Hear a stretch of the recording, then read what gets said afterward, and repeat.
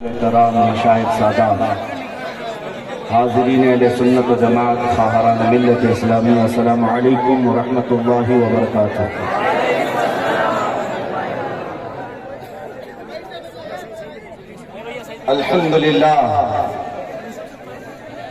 الحمدللہ الحنان المنان الذي خلق الانسان وعلمه البيان، والصلاة والسلام على رسوله سيد الإنس والجان وعلى آله وأصحابه ذوي الخير والإحسان، أما بعد فأعوذ بالله من الشيطان الرجيم، بسم الله الرحمن الرحيم. ولو أنهم إذ ظلموا أنفسهم جاءوك فاستغفروا الله واستغفر لهم الرسول لوجدوا الله توابا رحيما. صدق الله مولانا العظيم، وبلغنا رسوله النبي الأمين المتين المختار الكريم، ونحن على ذلك من الشاهدين والشاكرين، والحمد لله رب العالمين. بارگاہ رسالت معاب صلی اللہ تعالیٰ علیہ وسلم میں ایک بار درود پاک کا ہدیہ پیش کروں. مولانا محمد معدن الجود والکرم وآلہ واصحابہ الکرام وابنہ الکریم وبارک وسلم صلاة دائمة سرمدا ابدا. مجھے امید ہے کہ آپ حضرات بیٹھ جائیں گے اور سکون و اطمینان کا ماحول بنائیں گے. ویسے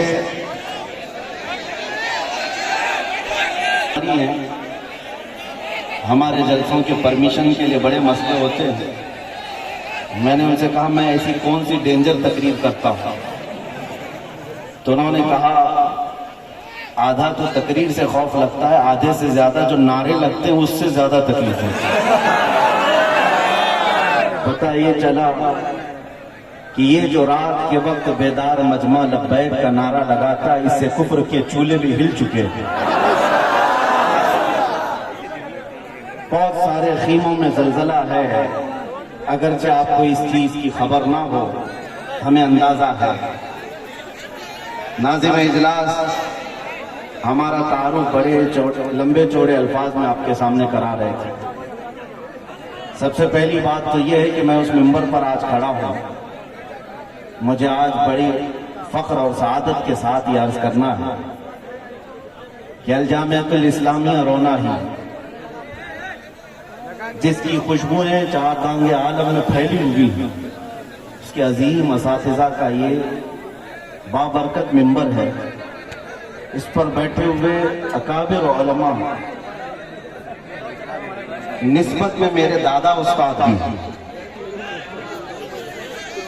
جامعہ اسلامیہ روناہی سے خوشہ چین جو علماء ہیں وہ میرے اساتذہ میں سے، اور الحمدللہ مجھے اس بات پر فخر ہے کہ یہاں سے بٹنے والے علم کی خیرات ہم نے یورپ کی سرزمین پر بھی دیکھی ہے اور عرب کی سرزمین پر بھی دیکھی ہے. اور اے نوجوانوں، تمہارا اپنا تعارف اسی ادارے کی وجہ سے ہے، تمہاری اپنی شناخت، تمہاری آئیڈینٹی اسی ادارے کی وجہ سے.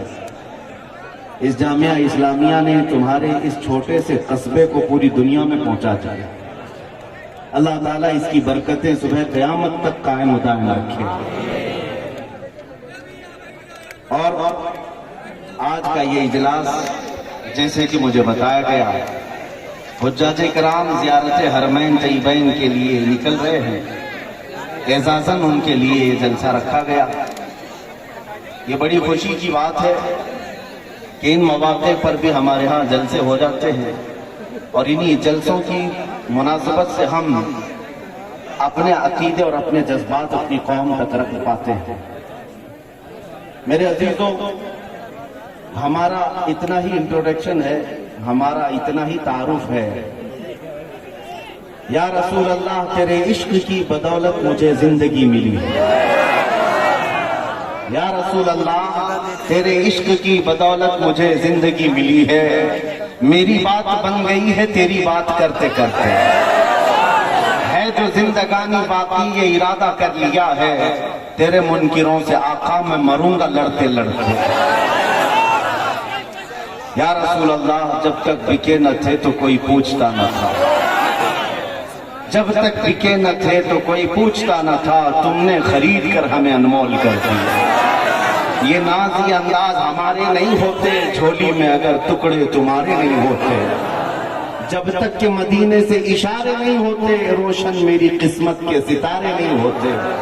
اور ہماری تقریر کا خلاصہ اور یہ میسج شروع میں ہی اگر میں بتاؤں تو صرف اتنا ہی ہے، اے دیوانوں بے دام ہی بک جائیے بازار نبی میں، بے دام ہی بک جائیے بازار نبی میں، اس شان کے سودے میں خسارے نہیں ہوتے۔ ہم نے اپنی زندگی میں دیکھا ہے عزیزان گرامی وقار، حضور اکرم صلی اللہ تعالیٰ علیہ وسلم کا قرب اور ان کی عزت کے ساتھ پہرے داری کی وفاداری انسان کو ایسا بنا دیتی ہے، بے باک بنا دیتی ہے، دنیا کی طاقتوں سے وہ خوف کرنا چھوڑ دیتا ہے۔ آج ہمارے آگے پیچھے کوئی بڑی طاقتیں نہیں ہیں جو یہاں تک آپ کے سامنے ہمیں آنے تک حفاظت کے ساتھ لاتی ہوں، کوئی نہیں، تنہا چلتے ہیں۔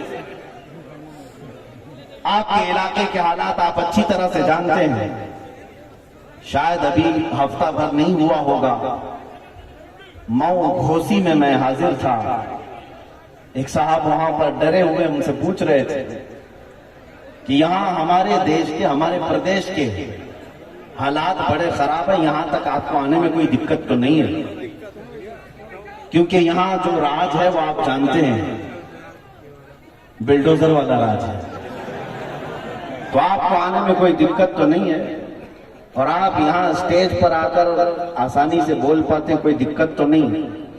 اس دن تک میرے ذہن میں نہیں تھا، ہم نے آج ان کو جواب یہ دینا تھا، وہ تو مئو تھا، گھوسی تھا، ہم تو اجودھیا بھی پہنچ گئے، ہم تو آفیشیل اجودھیا پہنچ گئے، اور انشاءاللہ العزیز ایک وقت آئے گا جب ہر دیوار بلکہ ہر علاقے سے یہ آواز گونجے گی، لبیک یا رسول اللہ۔ عزیزان گرامی وقار، نوجوانوں میں میں ایک بیداری دیکھ رہا ہوں، شمال سے جنوب تک، مشرق سے مغرب تک، اگر یہ بیداری باقی رہی اور بڑھ گئی تو انشاءاللہ انقلاب کو آنا، اندھیرے کے بعد اجالے کو طلوع ہونا ہے، اور ظلم کی چادر زیادہ دیر تک نہیں تنی رہ سکتی، کفر کی حکومت تو رہ سکتی ہے، ظلم کی حکومت زیادہ دیر تک نہیں۔ اگر آج حالات خراب ہونے کے ہم بار بار گیت گا رہے ہیں تو میں کہتا ہوں نوجوانوں، نا امیدی اور مایوسی کی طرف مت جانا۔ اسلام اور مسلمانوں کے لیے پچھلے 1400 سالوں سے حالات کبھی سازگار نہیں رہے ہیں، ستیزہ کار رہا ہے ازل سے تا امروز، شرار ابو لہبی سے چراغ مصطفی، ہر زمانے میں یہ حالات رہے ہیں۔ بعض حضرات کو یہ اگر محسوس ہوتا ہو کہ ہم مائنورٹی میں ہیں، اس دیش میں ہم اقلیت میں ہیں اور ہمیں بہت سنبھل کر کے رہنا ہے، تو میرے عزیزو یہ کوئی نئی بات نہیں، بدر میں بھی ہم مائنورٹی میں ہی تھے، بدر کے میدان میں بھی مائنورٹی میں، احد میں بھی دیکھیں، خندق میں بھی دیکھیں، اور جنگوں کے میدان میں سب سے بڑی مائنورٹی اگر دیکھنا ہو اقلیت، وہ کربلا کا میدان ہے۔ تو اسلام اور مسلمانوں کو ان تعداد کے معاملات پر کبھی شکوہ نہیں رہا، آج بھی مسلمانوں کو شکوہ نہ ہو۔ آج سے 100 سال پہلے بریلی کی ایک آواز آتی تھی، امام اہل سنت فاضل بریلوی کی آواز، جو امت مصطفیٰ کے غیور جوانوں کو جگاتی ہوئی یہ کہتی تھی، خوف نہ رکھ رضا ذرا تو تو ہے عبد مصطفیٰ، خوف نہ رکھ رضا ذرا تو تو ہے عبد مصطفیٰ، تیرے لیے امان ہے، تیرے لیے امان ہے۔ فخر کرنے کے لیے ہمارے پاس کوئی سب سے بڑی دولت ہے تو وہ عشق مصطفیٰ کی دولت ہے۔ اے سنیو، اگر تمہارے سینوں میں آج بھی یہ نسبت قائم ہے تو بھول جاؤ کہ کیا کیا چیزیں کفار و مشرکین اور دشمنان اسلام نے ہم سے لوٹا ہے، بھول جاؤ انہوں نے کیا کیا ہم سے لوٹا ہے۔ ہمارے پاس جو باقی ہے وہ سب سے بڑی دولت باقی ہے۔ بس اس بات کا خیال رکھیں زندگی میں کبھی ناموس رسالت پر سودا نہ ہونے پائے۔ حضور پاک صلی اللہ تعالیٰ علیہ وسلم کی عزت کے معاملے میں آپ کو میں بتاؤں ایک سروے کے مطابق، پورے ورلڈ کے سروے کے مطابق، اپنے نبی پاک صلی اللہ تعالیٰ علیہ وسلم کے نام کے لیے سب سے زیادہ حساس کوئی قوم ہے وہ مسلمان ہے. اور اس کے علاوہ دوسرا سروے یہ ہے، پوری دنیا کے مسلمانوں میں سب سے زیادہ سینسیٹیو، سب سے زیادہ حساس اپنے نبی کے نام پر کوئی قوم ہے تو بر صغیر ہند و پاک کے مسلمان. عربوں کو بھی نہیں شمار کیا گیا، عرب بڑی تعداد میں ہیں، لیکن سروے میں ایک آ گیا ہے سب سے زیادہ حساس مسلمان ہندوستان اور اس کے آس پاس رہتے ہیں. اس کی وجہ میرے عزیزو انہی بزرگان دین کی صحبت ہے، یا علماء کاملین کی صحبت ہے. آج مجھے اس بات کا فخر ہے. میں ایک بات آپ کو بتاؤں کہ آپ کو پتا ہے کہ جب ڈاکٹر کسی کو بے ہوش کرتا ہے، چاہے وہ دوا دے کر کے یا انجیکشن دے کر کے، سن کرتا ہے، پہلے بے ہوش کرتا ہے، اس کے بعد چیر پھاڑ کرتا ہے، آپریشن کرتا ہے. لیکن بے ہوش کرنے کے بعد کیسے چیک کرے گا کہ یہ بے ہوش ہوا ہے کہ نہیں؟ اس کے لیے ڈاکٹر لوگ کبھی چونٹی کاٹ کے دیکھتے ہیں، کبھی کینچی سے مار کے دیکھتے ہیں، یا ہاتھ پیر اس کا ہلا کر کے دیکھتے ہیں. اگر حرکت نہیں کر رہا ہے تو سمجھ لو کہ بے ہوش ہو گیا. اس کے بعد چیر پھاڑ کیا جاتا ہے. یہ دستور ہے آپریشن تھیٹر کا. اسی دستور پر دنیا میں بھی عمل ہوتا ہے. کسی قوم کو ختم کرنے کے لیے نشہ دیا جاتا ہے، پہلے بے ہوش کیا جائے. اور برسوں سے امت مسلمہ کو نشہ دیا جا رہا ہے. صرف ہیروئن کوکین کا نشہ نہیں ہے، افیون چرس گانجے کا نشہ نہیں ہے. انٹرنیٹ بھی ایک نشہ ہے جو ہم سب کو دیا گیا ہے. اس پوری امت کو اس نشہ میں مبتلا کر کے رکھا گیا پچھلے کئی سالوں سے، اور سالوں سے نشہ میں رکھ کر کے قوم مسلم کو دیکھا گیا. صرف میں ہندوستان کی بات نہیں کر رہا ہوں، پورے دنیا میں. اب چیک کرنے کا وقت آیا کہ مسلمان پورے بے ہوش ہوئے کہ نہیں ہوئے. ان کو چیک کرنے کا طریقہ یہ تھا کہ ان کے نبی کی شان میں گستاخی کی جائے، اسلام، قرآن اور اللہ کی ذات پر بھونکا جائے. پھر دیکھتے ہیں اس میں کتنے زندہ ہیں اور کتنے سوئے ہوئے ہیں.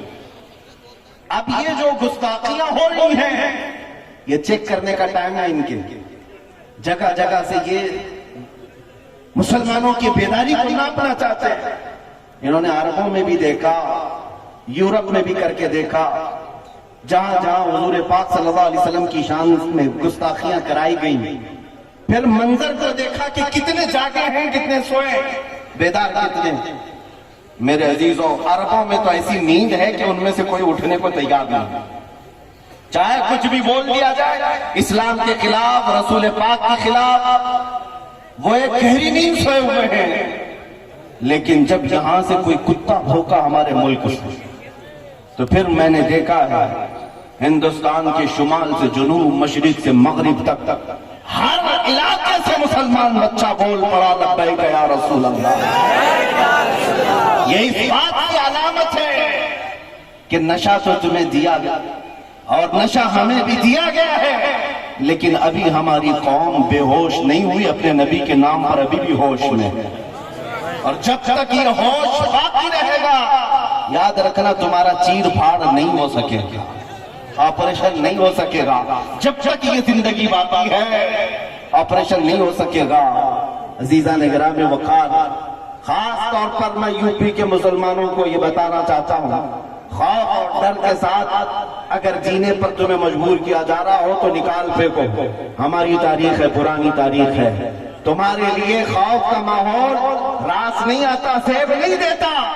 اگر کہیں موب لنچنگ کر کے کسی کا ویڈیو وائرل کیا جائے، کسی کا گھر توڑ کر کے اس کی بربادی کو وائرل کیا جائے اور تمہارے دلوں میں دہشت ڈالی جائے، تو نکال پھینکو اس خوف کو. ڈر کے مارے اپنی ٹوپیاں چھپانا، ڈر کے مارے اپنی داڑیاں چھلا دینا، ڈر کے مارے اپنی مسجدوں کے دروازے بند کرنا، یہ حرکتیں مت کرو، بلکہ پھر سینہ سپر ہو کر میدان میں اتر اور دشمنان اسلام کو یہ جواب دے کر کے سناؤ کہ یہ جو تم چھوٹے موٹے حرکتیں کر کے ہمارے دلوں میں دہشت ڈالنا چاہتے ہو، یہ ہماری پرانی تاریخ ہے. ہم اس قوم سے وابستہ ہیں جہاں ہر سال محرم میں ہمیں کربلا کی داستان سنائی جاتی ہے. ہمیں ہر سال حسین اعظم کی قربانی سنائی جاتی ہے، اس لیے نہیں کہ چھاتی پیٹ پیٹ کر کے روئیں امام حسین پر ماتم کرے۔ محرم میں کربلا کی داستانیں اسی لیے سنائی جاتی ہیں کہ ہمارا ہر بچہ کٹ جانے کے بعد بھی یہ عزم لے کر کے تیار رہے، اسلام زندہ ہوتا ہے ہر کربلا کے بعد، اسلام زندہ ہوتا ہے ہر کربلا کے بعد۔ بس میرے یہ تمہیدی کلمات تھے۔ میں اکثر اپنی تقریر کی شروعات اسی بات سے کرتا ہوں کہ تم اپنے دل سے خوف نکالو، ڈر نکالو۔ یہ آپ ہی کے اسٹیج کی بات ہے، ایک تقریر ہوئی، دوسرے دن اسٹیج پہ موجود یہاں تو بڑے ذمہ دار علماء ہیں اور انہی کے مہربانی اور عنایت سے میں بول رہا ہوں، لیکن مجھے امید ہے گبر صاحب بھی بیٹھے ہوئے ہیں اور نام سے ہی لگتا ہے کہ یہاں پر کچھ نہ کچھ ہے۔ ایک مولانا صاحب نے مجھے دوسرے دن کہا کہ آپ کے ساتھ بیٹھا تھا اور لبیک لبیک زیادہ نعرے لگ رہے تھے، دوسرے دن پولیس والوں نے مجھے اٹھا دیا، تھانے میں بلا لیا، کہا کیس کر دیں گے تمہارے اوپر، یہ فلاں جگہ کا تم نعرہ لگا رہے تھے، ہمارے پاس ویڈیو آئی۔ ہم نے ان سے کہا کیا آپ ڈرے ہوئے ہیں کہ لبیک کا نعرہ لگانے پر آپ پر کیس ہو رہا ہے؟ کہا نہیں، میں آپ سے کہہ رہا ہوں۔ میں نے کہا خوش ہو جاؤ، اس سے بہتر چیز اور کیا ہو سکتی ہے؟ لبیک کہنے پر اگر تمہیں ہتھکڑیاں لگائی جائے، فخر کے ساتھ جاؤ اور بارگاہ مصطفیٰ میں یوں عرض کرنا، یا رسول اللہ، دنیا چوری کر کے تھانے جاتی ہے، میں آپ کا نام لے کر تھانے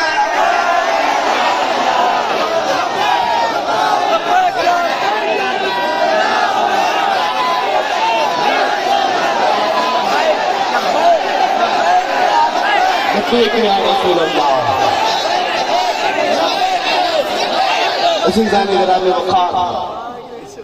بس چند باتیں آپ کے سامنے زیارت حرمین شریفین کے متعلق عرض کروں گا، اس لیے کہ لمبی تقریر کا وقت نہیں، علماء کرام گرمی میں بھی پریشان ہیں اور آپ حضرات بھی پریشان ہوں گے، جتنی دیر بیٹھیں گے پسینے میں شرابور ہوگا۔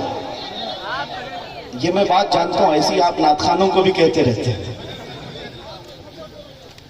نبی کریم صلی اللہ تعالیٰ علیہ وسلم کے دربار میں جس کا بلاوا آیا ہے، کتنی بڑی خوش نصیبی کی بات ہے۔ دنیا میں سب سے عظیم مقام پر کوئی جا رہا ہے، ہمارے بزرگوں کا طریقہ یہ رہا، اس کے اعزاز میں گھر سے باہر نکل آتے ہیں، ایک حاجی کو احرام پہنے ہوئے دیکھنا بھی یہ ثواب ہے، اس کی رخصتی میں اس کے ساتھ چلنا بھی یہ ثواب ہے، کیونکہ وہ جا رہا ہے اس عظیم مقدس مقام پر جس کے بعد کوئی اور مقام نہیں، اس اعلیٰ مقام پر جا رہا ہے۔ لیکن جانے والوں کی بھیڑ ہے، جو جا رہے ہیں ان سے میں کہتا ہوں، ہندوستان سے تقریباً 1.5 لاکھ سے زیادہ جا رہا ہے۔ بھیڑ کو مت دیکھو تم کس کے ساتھ جا رہے ہو اور کس عقیدے کے ساتھ جا رہے ہو، یہ بہت معنی رکھتی ہے بات۔ لاکھوں کی بھیڑ جا رہی ہوگی، لیکن آپ کس حیثیت سے جا رہے ہیں؟ میرے عزیزوں، میں آج برملا یہ کہنا چاہوں گا، ایک سنی جائے تو پہلے بریلی کے امام کو پڑھ کر کے جائے، حرمین کا تقدس بھی اس کے سینے میں رہے گا، کس انداز سے جانا ہے اسے سب تمیز بھی آ جائے گا۔ اعلیٰ حضرت امام اہل سنت فاضل بریلوی رضی اللہ تعالیٰ آپ کے دوسرے حج کا سفر ہے، اور حالت ایسی کہ دوسرے حج پر جانے کا قصد نہیں تھا، ارادہ نہیں تھا، آپ کی ماں اور آپ کے بھائی حج پر جا رہے تھے، رخصت کر دیا، ماں اور بھائی ممبئی تک پہنچ گئے، جہاز سے جانے والے تھے۔ اعلیٰ حضرت لکھتے ہیں کہ بے قراری اتنی بڑھ گئی کہ رات کو نیند نہیں، چین نہیں، سکون نہیں، کہ ایک قافلہ حرمین کی طرف چلا گیا، ادھر بستر پر کروٹیں لیتے رہتے تھے کہ کاش میں بھی چلا جاتا۔ 8 دن تک برداشت نہ ہو سکا، پھر اپنا سامان اٹھایا اور خود بھی ممبئی پہنچ گئے۔ اچانک جا کر جہاز کا ٹکٹ بھی خریدا اور اپنی والدہ ماجدہ اور اپنے بھائی کے ساتھ حج کے سفر پر روانہ ہوا۔ یہ عشق کا تقاضا ہے، ایک محبوب یا ایک محب اپنے محبوب کی طرف کھینچا چلا جا رہا ہے۔ جس بات کے لیے میں یہ بات چھیڑا ہوں سنی، لاکھوں کی بھیڑ آج بھی حج پر جا رہی ہے، وہاں جانے کے بعد کچھ لمبی لمبی داڑھی رکھے ہوئے لوگ، ماتھے پر شامی کباب چڑھائے ہوئے، یہ ایسے عقیدے بیان کر رہے ہوتے حج فرض ہے اللہ کی طرف سے، حج ہو جانے کے بعد اب مدینہ جانا ضروری نہیں ہے، اب مدینہ جانا کوئی واجب نہیں ہے۔ اور پھر اس پر لوگ یہ بھی کہتے ہیں مدینہ اگر جانا ہی ہے تو مسجد نبوی دیکھنے کے لیے جا سکتے ہو، مسجد نبوی میں نماز پڑھنے کے لیے جا سکتے ہو، اس کے علاوہ شریعت میں کچھ نہیں ہے۔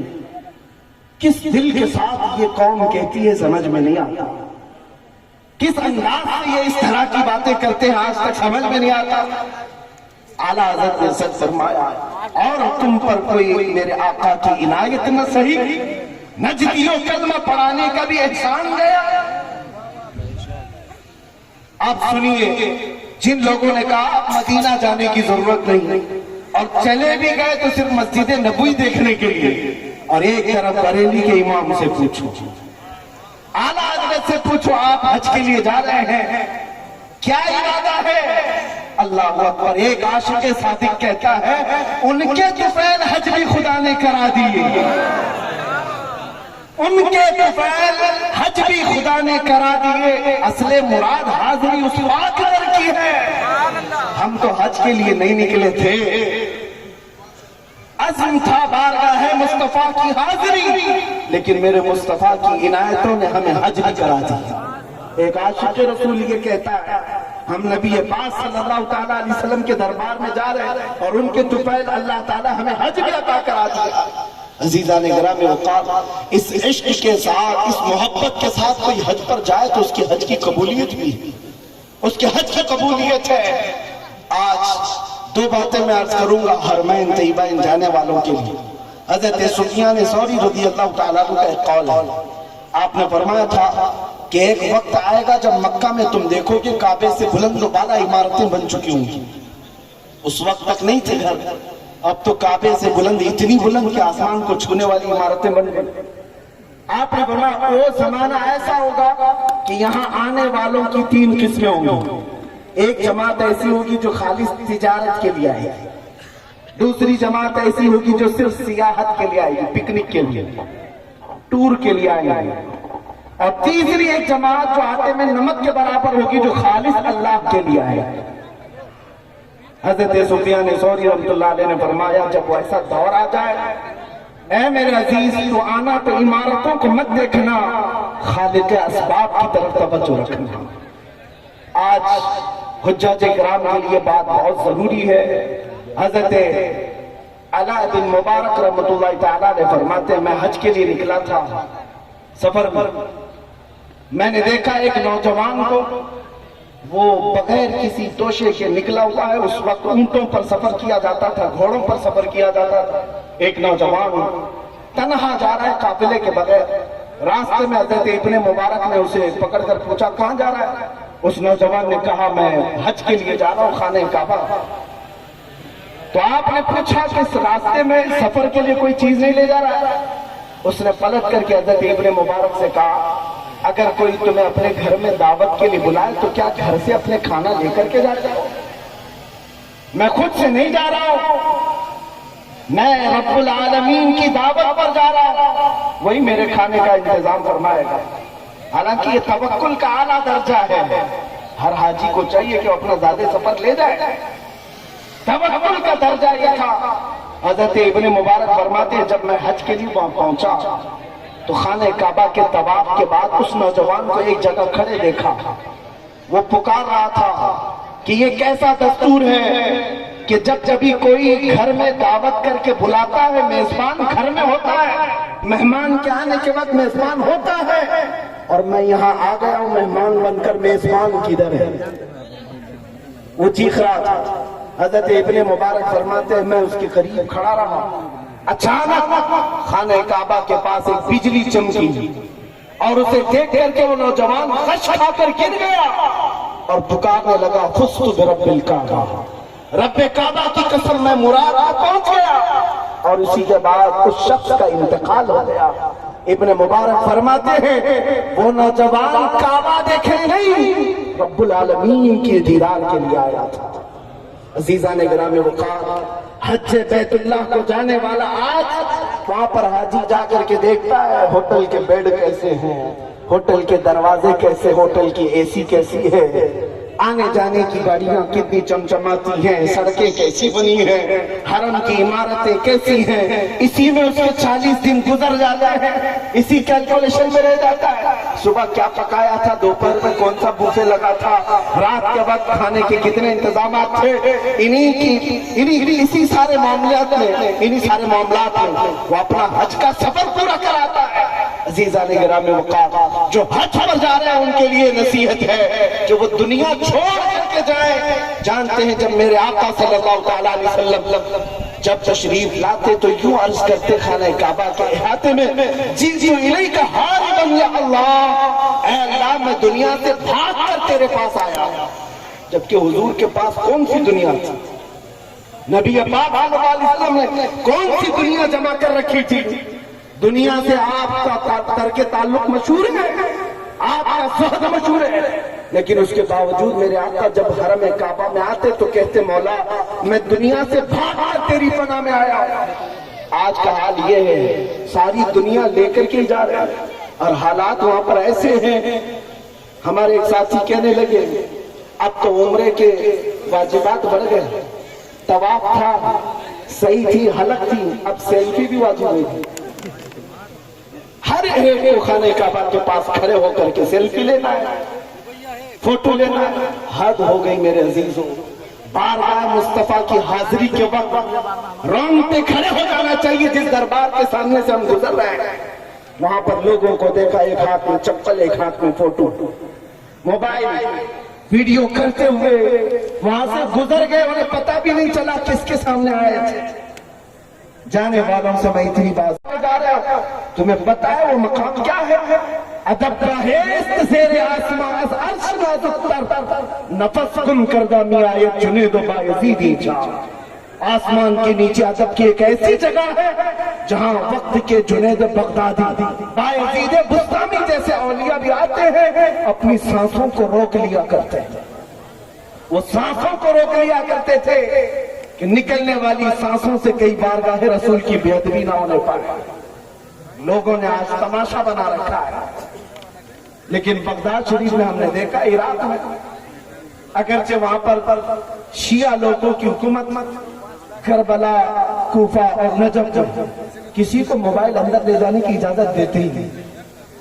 जितनी देर अंदर बैठते हैं सुकून के साथ फातिहा पढ़ते हैं, दुआएं करते रहते सारे लोग। लेकिन यहाँ हालात ऐसे बन गए कि हर एक शख्स को देखे, मस्जिद नबवी हो, हरम काबा हो, हर एक अपने मोबाइल में मसरूफ है। सारी दुनिया मोबाइल में लेकर के अंदर गया है। उसका इखलास कब आएगा, उसके अंदर रिक्कत कब आएगी? वहां बैठ करके पूरी कौम को दिखाना है कि मैं यहाँ बैठा हूं। क्या ये हज के अरकान में से हो गए? क्या ये हज के अरकान हो गए? अजीज़ान गिरामी वक़ार, दिल की हुजूरी के साथ अगर नहीं गया तो फिर कुछ नहीं। वहां जाने के बाद वो इस तरह से जैसे मुजद्दिद दीन व मिल्लत ने फरमाया है, ऐसा घुमा दे उनकी विला में खुदा हमें, ढूंढा करें पर अपनी खबर को खबर ना। ये कैफियत होनी चाहिए, ढूंढा करें पर अपनी खबर को खबर ना हो। और फिर आला हजरत का मामला ये था, याद वतन सितम की याद से हरम से लाई क्यों। वहां बैठ करके अपने घर को याद करना भी आला हजरत ने फरमाया ये सितम है, जुल्म है। मदीने तैयबा में बैठ करके अपने वतन की याद क्यों आ गई? और फिर उसी पर आला हजरत ने फरमाया था, फिर के गली गली तबाह ठोकरें सबकी खाई क्यों, दिल को जो अक्ल दे खुदा तेरी गली से जाए क्यों।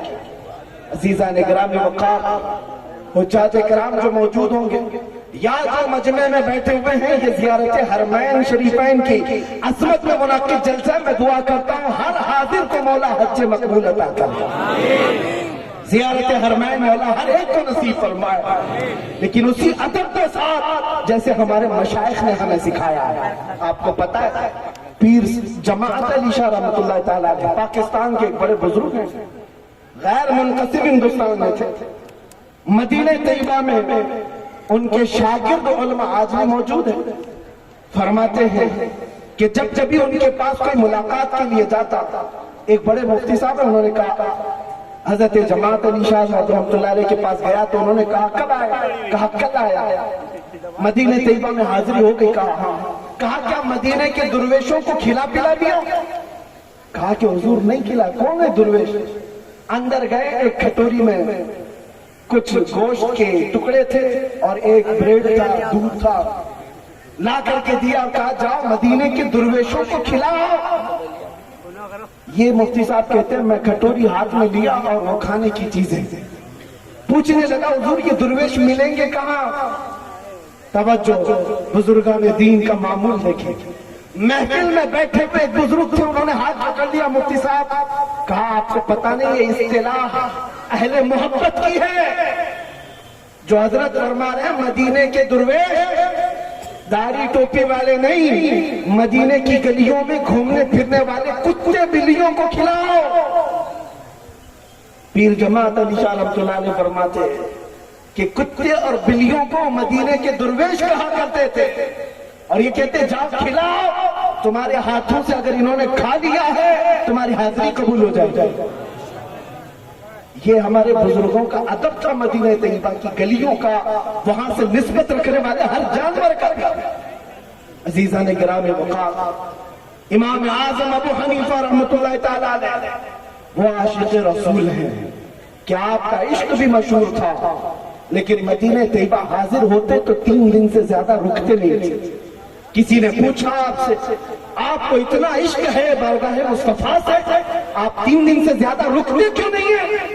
امام اعظم ابو حنیفہ فرماتے ہیں تقاضا بشریت کا یہ ہے کہ میں 3 دن سے زیادہ اپنا وضو روک نہیں پاتا, اس لیے مدینے سے باہر نکل جاتا. 3 دن تک میں اپنا وضو روک لیتا.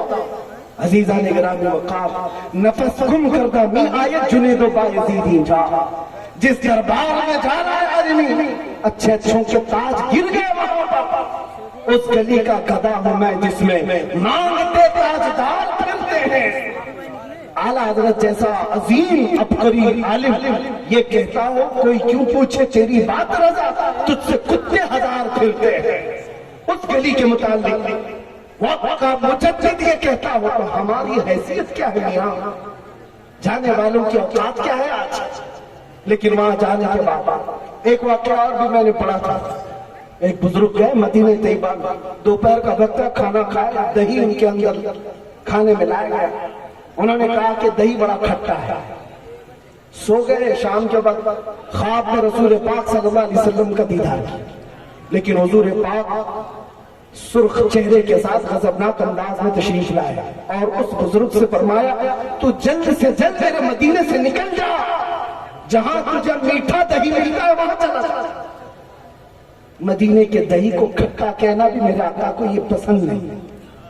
عزیزان گرامی وقار, ماں عائشہ صدیقہ رضی اللہ تعالیٰ عنہ جب تک حیات تھی حضور کے روضے کے آس پاس بازار میں کوئی دکان بھی کیوں نہ ہو کسی کو دیوار میں میل ٹھوکنے بھی نہیں دیتی, کیل ٹھوکنے بھی نہیں دیتی, کہ کہا اس کی ٹھوک کی آواز سے میرے مصطفیٰ کی بے ادبی نہ ہونے پائے, کیونکہ قرآن نے فرمایا ہے لا ترفعوا اصواتکم فوق صوت النبی, اپنی آوازوں کو بلند مت کرو نبی کی آواز. وہاں صرف اور صرف تمہارا ادب دیکھا جائے گا. مدینہ طیبہ جانا میرے عزیزو یقیناً سعادت کی بات ہے, لیکن ایمان بچا کر کے وہاں سے آ جانا یہ اور بڑے کمال کی بات ہے, بڑے کمال کی بات ہے. اپنے اعمال اور اپنے عقیدے کو بچا کر وہاں سے چلا. اللہ اگر توفیق دے تو مدینہ طیبہ کا اتنا ادب کرو, اتنا ادب کرو میرے عزیزوں کہ آپ کا ایمان بلند ہوتا ہے اور بشاشت آپ کو محسوس ہونے لگ جائے. ایک اور بات, بارگاہ مصطفیٰ صلی اللہ تعالیٰ علیہ وسلم ہے, اللہ کرے ہم سب کی حاضری بار بار نصیب. وہاں کے حالات ایسے ہیں, حاجی جاتے ہیں, ہم نصیحت کرتے ہیں تو کہتے ہیں دل کی حضوری کیسے ہو, ہم کیا پڑھیں, ہم تو پڑھے لکھے ہوئے نہیں ہیں. لوگ الگ الگ انداز میں سلام پیش کرتے ہیں, ہم کیا کریں. ایک بات سنیے, اس دربار میں آپ جا رہے ہیں جہاں لکڑی کا رونا بھی سنا جاتا ہے, جہاں ہرن کا رونا بھی سنا جاتا ہے, جہاں جانوروں کی بولیاں بھی سنی جاتی ہیں, تو تم تو امت میں ہو کہ آقا اپنی امت کی نہیں سنیں گے. تمہاری زبان اور تمہارے لہجے نہیں دیکھے جاتے, تمہارے دل کی حضوری دیکھی جاتی. خواتین میں ہمیں سنا تھا جب حاضری کا وقت ہوتا ہے بہت ساری خواتین آئی سلام پیش کر رہی تھی بارگاہ مصطفیٰ، اس میں کچھ عالمائیں تھیں اچھے اچھے انداز میں سلام پیش کر رہی تھی. الصلاۃ والسلام علیک یا شفیع المذنبین یا رحمت للعالمین یا انیس الغریبین. حضور کے جتنے القاب تھے وہ سلام پیش کر رہی تھی. ایک گاؤں کی رہنے والی دیہاتی بڑھیا کھڑی تھی قریب. اس نے جب یہ بڑی بڑی پڑھی لکھی عالمہ عورتوں سے سلام سنا، اس کو دکھ ہوا کہ میں تو پڑھی لکھی نہیں ہوں، جاہل ہوں، کاش میں بھی پڑھی لکھی ہوتی تو حضور کو ایک اچھا سلام کرتا. اور اس کو دکھ بھرا رونا آ گیا، کاش میں پڑھی لکھی ہوتی تو آج حضور کو اچھا سلام کر سکتی. اور اس دکھ کی وجہ سے، اس غم کی وجہ سے وہ زیادہ دیر تک حضور کے دربار میں کھڑی نہ ہو سکی. روتے روتے اپنے آنچل سے آنسو پوچھتے ہوئے صرف یوں کہا، السلام علیکم یا رسول اللہ. اے اللہ کے رسول، آپ کا سلامتی ہو، بس مجھے اتنا ہی آتا ہے، اس کے علاوہ کچھ نہیں آتا. وہ بھاگ کر اپنے گھر آئی، اپنی قیام گاہ میں آ کر سو گئی. فرمایا رات کے وقت خواب میں میرے آقا صلی اللہ علیہ وسلم تشریف لاتے، قسمت میں دار ہوئی. اس خاتون سے میرے آقا نے فرمایا، آج لاکھوں لوگوں نے مجھے سلام کیا لیکن ان میں سے سب سے اچھا مجھے تیرا سلام لگا.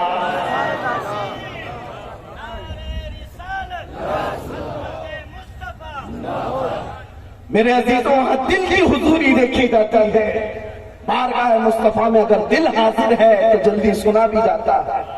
آپ کو زبان سے کہنے کی ضرورت بھی کیا ہے. ایک صحابی فرماتے ہیں، میں اپنے گھر کی شکایتیں لے کر بارگاہ مصطفیٰ میں پہنچا. عقیدہ بھی سنیں، صحابی کا عقیدہ.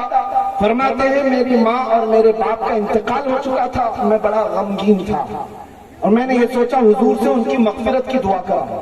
اور والدین کے انتقال کے بعد غریبی بہت آ گئی، تنگ دستی آ گئی. میری غربت اور تنگ دستی کے لیے بھی دعا کرا. عصر کا وقت تھا، آئے نبی کریم صلی اللہ علیہ وسلم عصر کے بعد مسجد نبوی میں بیٹھے ہوئے ہیں، لیکن بڑے بڑے صحابہ حضور کو اطراف سے گھیرے ہوئے ہیں. یہ غریب صحابی کہتے میرے جانے کی ہمت نہیں ہوئی، کیسے لوگوں کو پھلانگ کر کے حضور کے پاس جاؤں. بیٹھا رہ گیا، مغرب ہو گئی. مغرب جیسی ہوئی نبی کریم صلی اللہ علیہ وسلم نے نماز پڑھائی. سوچا مغرب کے بعد فوراً عرض کروں گا.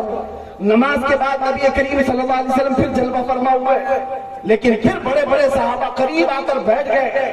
یہ غریب صحابی کہتے ہیں مجھے پھر جانے کا موقع ہی نہیں ملا. عشاء تک بیٹھا رہا، عشاء ہو گئی. نماز کے بعد اب نبی کریم صلی اللہ تعالیٰ علیہ وسلم اپنے جلوت قدے کی طرف رواں ہو گئے، اپنے حجرے کی طرف روانہ ہو گئے. یہ صحابی کہتے ہیں مجھے بولنے کا موقع تک نہیں ملا، حضور کے پیچھے پیچھے چلتے رہے. نبی کریم صلی اللہ علیہ وسلم اپنے حجرے کے دروازے تک پہنچے، پلٹ کر کے دیکھا یہ غریب صحابی پیچھے آ رہے. نبی کریم صلی اللہ علیہ وسلم نے اپنا چہرہ پھیر کر کے کہا، جا اللہ تیرے ماں باپ کی مغفرت کرے اور تیری غریبی کو دور کر دے. وہ صحابی کہتے ہیں جو تمنا میں اپنے دل سے لے کر اپنے گھر سے نکلا تھا، میرے کہنے کی بھی نوبت نہ آئی. میرے آقا صلی اللہ علیہ وسلم نے میرے دل کی سنی اور وہی دعا میرے لیے فرمائی. آج جو حجاج کرام جا رہے ہیں وہ دل کی حضوری کے ساتھ جائیں. بیان کرنے کے لیے اگر الفاظ نہ بھی ہوں، ہمارا عقیدہ یہی ہے، ہم یہاں سے پکارے وہ وہاں سے سنے. مصطفیٰ کی سماعت پہ دور و نزدیک کے سننے والے مقام گانے لالے کرامت پہ لاکھوں سلام. اس دربار میں جا رہے اللہ ہر ایک کو حج مقبول نصیب فرمائے اور بارگاہ مصطفیٰ کی حاضری نصیب فرمائے. میرے عزیزوں، اس دربار میں ملتا کیا نہیں ہے. ان ظالموں کو آج میں جواب دیتا ہوں جو یہ کہتے ہیں کس لیے آپ جاتے ہو. اب مدینہ طیبہ جانا واجب نہیں ہے. حضرت عبداللہ بن مبارک فرماتے ہیں میں مدینے کی حاضری کے لیے گیا تھا. یہ 150 سال بعد حضور کی وفات کے 150 سال بعد کا واقعہ ہے. حضور اکرم صلی اللہ تعالیٰ علیہ وسلم کے قبر انور میں جانے کے 150 سال بعد عبداللہ بن مبارک فرماتے میں مدینے میں حاضر ہوا اور پھر ایسی کیفیت میں حاضر ہوا کہ میرا زیادہ سفر ختم ہو چکا تھا، مال سب کچھ ختم ہو چکا تھا، مجھے ایک وقت کی روٹی کھانے کے بھی پیسے نہیں تھے. مدینے میں آیا، لیکن شرم کی وجہ سے کسی سے مانگ نہیں سکتا تھا. سیدھے مسجد نبوی میں آیا. دوپہر کا وقت تھا, ظہر پڑا اور ممبر رسول کے قریب لیٹ گیا. نیند لگ گئی. یہ سوچ کر کے سویا جس کے دربار میں آیا ہوں وہ کہیں نہ کہیں انتظام ضرور کریں گے. فرماتے عبداللہ بن مبارک بھوک کی وجہ سے, شدت کی بھوک کی وجہ سے نیند تو لگ گئی. جیسی ہی آنکھ لگی میرے آقا کو میں نے دیکھا خواب میں رسول پاک صلی اللہ تعالیٰ علیہ وسلم ایک ہاتھ میں گرم روٹی اور ایک ہاتھ میں شہد لے کر کے تشریف لا رہے ہیں اور فرما رہے ہیں عبداللہ بن مبارک اٹھ, تم مدینے کا مہمان ہے, جتنی بھوک لگی ہے میرے ہاتھ سے کھا لے. عبداللہ بن مبارک کہتے ہیں میں روٹی کو شہد میں ڈبو کر کھاتا رہا. آدھی روٹی ہو چکی تھی, عصر کا وقت ہوا, مؤذن اذان دینے کے لیے جا رہا تھا, کسی نے میرا پیر پکڑ کر کھینچ کر کے اٹھایا. عصر کا وقت ہو گیا, ابھی مسجد میں سویا پڑا ہے. عبداللہ بن مبارک کہتے ہیں بڑا اچھا خواب دیکھ رہا تھا, میرے آقا کے ہاتھ سے روٹی اور شہد کھا رہا تھا, لیکن آنکھ کھل گئی, نیند ختم ہو گئی, خواب سے باہر آیا. خواب کا معاملہ خواب میں ہوتا ہے. عبداللہ بن مبارک کہتے ہیں لیکن جب مسجد نبوی میں میری آنکھ کھلی تو میں دیکھ رہا ہوں آدھی روٹی اور شہد میرے ہاتھ میں ابھی بھی باقی ہے. مصطفیٰ کریم اگر کسی کو خواب میں دے تو حقیقت کی طرح ہے. اسی کو میرے امام نے کہا تھا کون دیتا ہے دینے کو منہ چاہیے, دینے والا ہے سچا. مانگیں گے مانگے جائیں گے, منہ مانگی پائیں گے. سرکار نے نہ لا ہے نہ حاجت اگر کی ہے, میرے کریم سے کر قطرہ کسی نے مانگا دریا بہا دیے ہیں, دربے بہا دیے. آج اسی عظمت کو اپنے دلوں میں بسا کر جانے کی ضرورت ہے. میں ایک بات کہہ کر اپنی گفتگو کو سمیٹ لیتا ہوں. حضرت ابو حفص سمرقندی رحمۃ اللہ تعالی بڑے بزرگ ہیں, اپنی کتاب میں فرماتے ہیں کہ ہم نے مکہ مکرمہ میں ایک شخص کے متعلق یہ سنا کہ اچانک ایک شخص کا انتقال ہوا. اس کا ایک اکلوتا بیٹا تھا گھر میں. جیسے ہی اس کا انتقال ہوا اس شخص کا چہرہ گدھے کی طرح بن گیا, چہرہ بگڑ گیا. اکلوتا بیٹا اس کا ہے. بیٹے نے دیکھا باپ کی شکل بگڑ گئی, جلدی سے گھر کا دروازہ بند کر دیا, کواڑ لگا دیا, گھر کی عورتوں کو سمجھایا. کسی کو باہر کہنے کی ضرورت نہیں. باپ کا چہرہ جب بدل گیا ہے, ہم لوگ کس کیفیت سے لوگوں کو بلائیں گے آخری دیدار کرنے کے لیے؟ ایک کام کرتے ہیں, گھر میں گڑھا کھودیں گے, یہیں دفن کر دیں گے, اور اس کے علاوہ چارہ کیا ہے؟ دکھانا بھی تو بڑی ذلت کی بات ہے کہ چہرہ جانور کی طرح نظر آ رہا ہے. وہ روتا ہوا غمگین بیٹھا ہوا تھا. بیٹا اپنے باپ کی موت کی غم اور چہرہ بدلنے کا دکھ اور زیادہ تھا. اچانک اس کے گھر کا دروازہ کھلتا ہے. ایک بزرگ گھر کے اندر آتے ہیں, چہرے پر چادر پڑی ہوئی. سیدھے وہ بزرگ اس میت کی طرف گئے اور اس میت کے چہرے سے چادر ہٹائی اور اپنا ہاتھ اس پر پھیرا, دعا کی. واپس پلٹ آئے اور اس نوجوان سے پوچھا کیا بات ہے, کیوں رو رہا؟ وہ نوجوان کہتا آپ کہاں سے آ گئے میرے گھر میں, تو سارے دروازے بند کیا اور آپ نہیں دیکھتے. یہ چہرہ اٹھا نہیں رہا ہے. نوجوان غم کے مارے روتا ہوا کہہ رہا ہے آپ نے تو دیکھ لیا میرے باپ کا چہرہ کس طرح ہو گیا, میں دنیا کو کیا بتاؤں آج؟ اس بزرگ نے کہا تیرے باپ کا چہرہ کچھ تو نہیں ہوا, جا اٹھ کر دیکھ. یہ نوجوان کہتا ہے میں اٹھ کر کے گیا, جا کر دیکھا تو میرے باپ کا چہرہ چاند کی طرح چمک رہا ہے, کوئی بگڑا ہوا نہیں, کوئی جانور کی صورت نہیں. دیکھ کر کے خوشی کے مارے رونے لگ گیا. اب یہ نوجوان اس بزرگ کو پکڑنے کے لیے آیا, وہ دروازے تک جا چکے تھے. دوڑتا ہوا آیا, دامن پکڑ لیا, کہا آپ کون ہیں؟ اللہ کے فرشتے ہو, اور آپ نے میرے گھر میں ہونے والے اس حادثے کو کیسے ٹال دیا؟ آئے ہوئے بزرگ نے پلٹ کر کے کہا انا محمد رسول اللہ, میں محمد اللہ کا رسول ہوں. بات یہ ہے کہ تیرا باپ کچھ گناہ ایسے کرتا تھا جس کی وجہ سے اللہ غضبناک تھا, اللہ ناراض تھا, لیکن تیرے باپ کی ایک ادا ایسی تھی کہ تیرا باپ روزانہ بستر پر اس وقت تک نہیں لیٹتا تھا جب تک 100 بار مجھ پہ درود نہیں بھیجتا. آج جب اس کی موت ہو گئی, جو فرشتہ اس کا پڑھا ہوا درود مجھ تک لاتا, اس فرشتے نے کہا یا رسول اللہ جو روزانہ آپ کے دربار میں درود بھیجتا، اس کے کسی گناہ کی وجہ سے اللہ نے اس پر عذاب کی شکل پیش کی ہے، آپ کرم فرما دیں۔ حضور فرماتے ہیں میں تیرے گھر آیا، اس کا چہرہ بدلا ہوا تھا، میں نے تیرے باپ کے چہرے پر ہاتھ رکھ کر اللہ سے عرض کی کہ مولا جو چہرہ مجھ پر درود پڑتا ہے اس چہرے کو تو اچھی شکل دے دے۔ مولا نے میری سفارش پر تیرے باپ کے چہرے کو چاند کی طرح بنا دیا۔ علامہ ابو حفص سمرقندی رحمۃ اللہ علیہ فرماتے ہیں اس مصطفیٰ کو جس نے دنیا میں دل سے یاد کیا، اس رسول نے اپنے غلام کو کبھی تنہا ہونے نہیں دیا۔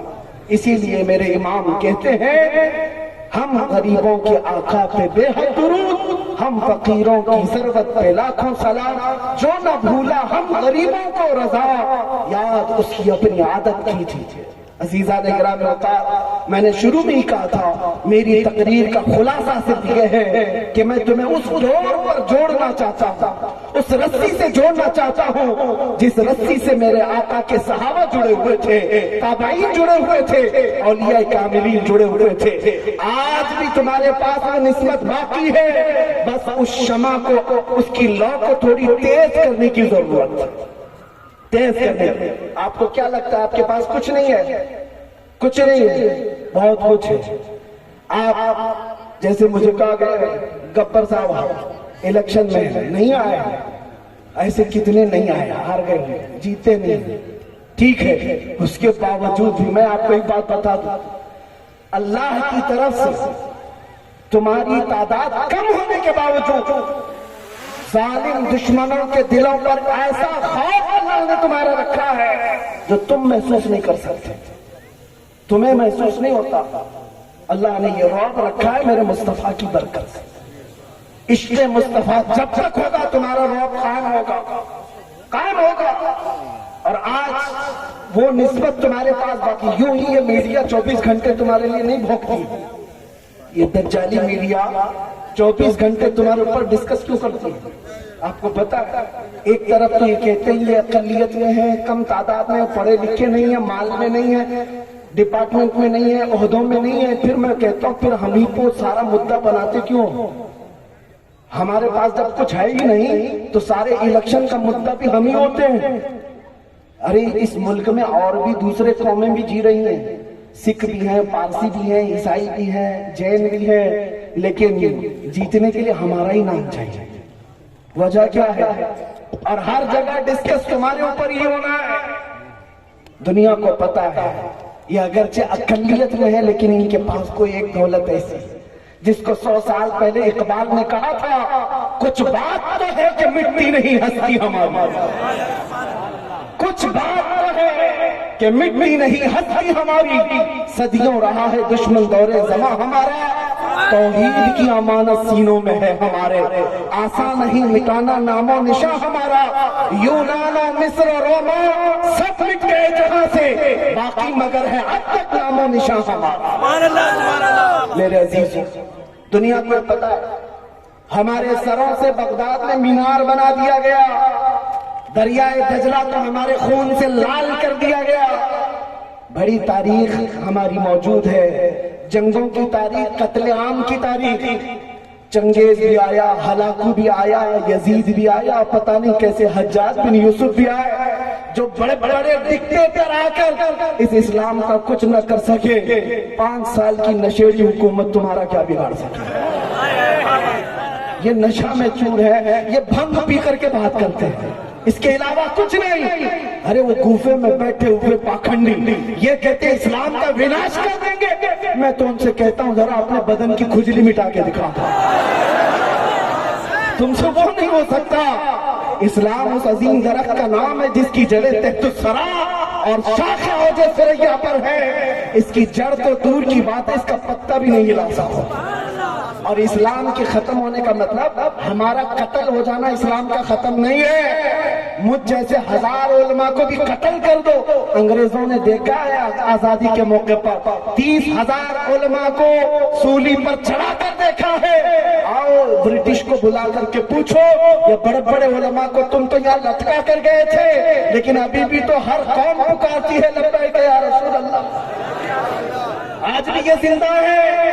انہیں معلوم ہونا چاہیے یہ گردنوں کو کاٹ دینے کا نام اسلام کا ختم نہیں ہے. اسلام تیری نبض نہ ڈوبے گی حشر تک تیری رگوں میں رواں خون ہے چار یار کا. لبیک یا رسول اللہ لبیک لبیک لبیک یا رسول اللہ لبیک لبیک لبیک یا رسول اللہ لبیک لبیک لبیک یا رسول اللہ لبیک لبیک. آپ کو پتا ہے یہ حالات ہو سکتے ہیں. علماء ذویل احترام میں بیٹھے ہوئے دھیرے دھیرے شکنجہ کسا جا رہا ہے. سب کو پتا ہوگا انگلی پکڑی تھی پھر ہاتھ پکڑ لیا پھر کمر اب گردن تک آ گیا. تمہیں یہ بھی کرنا وہ بھی کرنا ہے سب ٹھیک ہے. وقت جہاں تک بھی آنے دو. میں ایک چھوٹا سا طالب علم ہونے کی حیثیت سے بڑا انسپائر ہوں مولانا کفایت علی کافی کو پڑھ کر. علامہ کفایت علی کافی اس بزرگ کا نام ہے جس کی تعریف وقت کا مجدد بھی کرتا ہے. اعلیٰ حضرت فرماتے ہیں اگر میں کسی کی نعتیں پسند کرتا ہوں سنتا ہوں تو ایک مولانا حسن رضا بریلوی کے اور دوسرے مولانا کفایت علی کافی. اس کفایت علی کافی کو جانتے ہو 3000 انگریزوں نے مل کر گرفتار کیا تھا اور گرفتار کر کے 8 دن تک بدن پر استری چلاتے تھے گرم استری. اور جب چمڑا جل جاتا تھا تو رات کو نمک چھڑکتے تھے. اس عالم کا امتحان تھا. ہر دن کہا جاتا قبول کر لو ہماری حکومت کو تمہیں کسی عہدے پر بٹھا دیا جائے گا وزارت دے دی جائے گی. کفایت علی کافی رحمت اللہ علیہ نے یہی کہا تھا میرا ایمان اتنا سستا نہیں ہے کہ ایک عہدے کے لیے بیچے. لیکن اس کے بعد انجام کیا ہوا؟ انگریزوں نے 8 دن کے بعد ان کو سولی پر چڑھایا. مراد آباد شہر زیادہ دور نہیں ہے. مراد آباد کے چوراہے پر مولانا کفایت علی کافی کو پھانسی کے پھندے پر لٹکایا جا رہا تھا. اس وقت اس عاشق رسول سے پوچھا گیا کوئی آخری خواہش ہے؟ بیوی سے ملنا ہے بچوں سے ملنا ہے کسی کو کچھ نصیحت کرنا ہے؟ اس عاشق صادق نے کہا میری آخری خواہش یہ ہے کہ ایک بار نعت رسول پڑھ لوں. پھندے پر جانے سے پہلے پکار کر کہنے لگے کوئی گل باقی رہے گا نہ چمن رہ جائے گا پر رسول اللہ کا دین حسن رہ جائے گا. سب فنا ہو جائیں گے کافی وہ لیکن حشر تک نام حضرت کا زبانوں پر چلن رہ جائے گا. کفایت علی کافی کو پھانسی پر لٹکا دیا اور 8 دن تک جشن منایا انگریزوں نے. ایک مولانا کو ہم نے قتل کر دیا. کل کو اگر میری پھانسی ہوتی ہے مجھے مار دیا جاتا ہو سکتا ہے کچھ لوگ جشن منائے خوشیاں منائے بہت آزادی کے ساتھ بولتا تھا ختم ہو گیا. مولانا کفایت علی کافی کو ایک عاشق رسول سمجھ کر کے ہی قتل کیا گیا. ان کے عشق کی وجہ سے انہیں پھانسی پر چڑھایا گیا لیکن انہیں نظام قدرت پتا نہیں ان کتوں کو. ایک عاشق رسول کو تم نے مراد آباد میں پھانسی پر چڑھایا اس کے پڑوس شہر میں بریلی میں مولانا امام احمد رضا کو پیدا. ایک چراغ بجھاؤ گے مولا دوسرا ایسا جلائے گا چراغ. کفایت علی کافی کو تم نے پھانسی پر چڑھایا لیکن مولا نے ایک ایسا عاشق اس پڑوس شہر بریلی میں پیدا کیا کہ پھر اٹھتے ساتھ قلم سنبھالا اور پھر ہر ایک کے دل میں عشق رسول بھر دیا اور ہر ایک کے مطمح نظر کو مدینے کی طرف کر دیا اور پھر ہر جگہ سے آواز آنے لگ گئی ڈال دی قلب میں عظمت مصطفیٰ سیدی اعلیٰ حضرت. عزیزان گرامی وقار میرا صرف اتنا ہی کہنا ہے یہ دولت آج بھی تمہارے پاس باقی ہے. اس دولت کو اور بڑھا لو اس شمع کی لو کو اور بڑھا لو پھر دیکھنا انقلاب کو آنا ہے. میں اپنی گفتگو اس بات پر ختم کرتا ہوں کہ محمد سے وفا تو نے تو ہم تیرے ہیں یہ جہاں چیز ہے کیا لوح و قلم تیرے ہیں قوت عشق سے ہر پست کو بالا کر دو اور دہر میں نام محمد سے اجالا کر دو. وآخر دعوانا الحمدللہ رب العالمین.